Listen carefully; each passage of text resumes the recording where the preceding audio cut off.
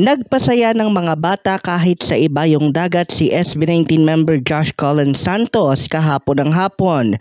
Ito ay matapos niyang paunlakan ang masayang araw ng kwentuhan na isang aktibidad ng Philippine Embassy sa Kuala Lumpur, Malaysia, National Commission for Culture and the Arts at Centro Rizal. Ginanap ang storytelling activity ni Josh kasama ng mga batang 4 hanggang 12 anyos sa mismong Centro Rizal Hall ng Embassy Complex. Baka sa mukha ni Santos ang kagalakan na makasama ang ilan sa mga Filipino expatriates na mga bata at ganadong-ganado siyang humarap sa mga camera habang hawak ang iba't ibang mga kiddie storytelling books na kanyang ipinamahagi at pinagbigay aliw sa mga nagparehistro upang siya ay makita. Ang SB19 ay higit 2 taon nang hinirang bilang National Commission for Culture and the Arts Youth Ambassador at Centro Rizal Ambassadors at bahagi ng nakaatang nilang tungkulin ang bumisita sa mga Philippine embassies kapag may mga aktibidad ang grupo upang bisitahin ang kanilang mga Centro Rizal halls at magpasaya sa iba't ibang segment ng lipunan. At hindi nagpahuli dyan ang mga kabataan. Nagpasalamat naman si Josh sa naging mainit na pagtanggap ng kanyang pagdalo sa masayang kwentuhan activity ng Philippine Embassy sa Malaysia. Narito't pakinggan natin ang mismong talumpati na shinare sa kanyang Instagram story. Excellencies, distinguished guests, ladies and gentlemen, at sa inyo po aking mga kababayan, good afternoon. I never really expected to find myself being a Goodwill Ambassador for the youth and arts. Never even imagined the success that we are experiencing because of our passion in music and dance. And never would have anticipated to give a speech in front of all of you. But the arts has paved the way to these opportune moments. Bilang mga awit at tagapagtanghal, lubos namin pinapahalaga ng sining at kultura.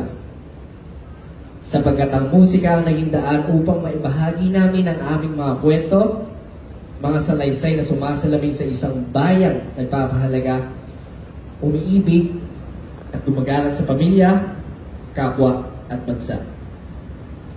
Mga kwentong tumatalakay sa pait, asim, alat at tamis. Hindi lamang ng mga pagkain, kundi pati ng makulay at malasang kulturang Pilipino. Kaya naman, hinihikayat ko ang bawat isa, lalo ng mga kabataan, na alamin, tangkilikin at pagyamanin ng ating mga kwento at patuloy nawa itong manatili sa kamalayan ng bawat Pilipino dito sa Malaysia. Together, let us form narratives that embodies our experiences, heritage, and values. And may these narratives open doors for other nations to learn and appreciate our culture and our nation. Mananatiling bukas ang Centro Rizal Kuala Lumpur upang mapagbahagi sa inyo ang mga kwentong ito. Tuloy po tayo dito sa ating sentro, dito sa ating pagka-Filipino. At sabay-sabay po natin sabihin, Centro Rizal, Sentro ng Filipino. Tuloy po kayo. Maraming salamat at maligayang pagbubukas sa Centro Rizal, Kuala Lumpur.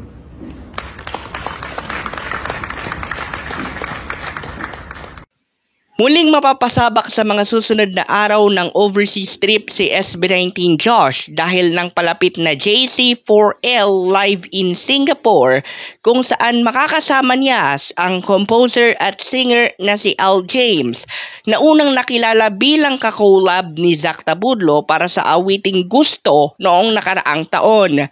Si Al James ay naging kakolab naman ni Josh para sa kanilang kanta na may titulong Yoko Na at may lyrics na papalayo sa'yo, paalam na nalilito ako, wala na ba? At itatakdayan yung JC4L live in Singapore sa Hunyo 16 at magiging guest artist ng dalawa, ang sister group ng SB19 na Kaya. Para sa Mabuhay Radio News na walang takot, walang pinapaboran, ito ang Senbat sa Patrol number 2, Stephen Saraspe Perez.